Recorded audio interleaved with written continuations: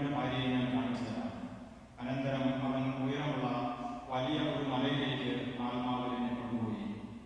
സ്വർഗത്തിൽ നിന്ന് ദൈവത്തിൽ നിന്ന് ഇറങ്ങി വരുന്ന വിശുദ്ധ നഗരമായ ജെറുസലേമിനെ എനിക്ക് കാണിച്ചു തന്നു. അതിന് ദൈവത്തിന്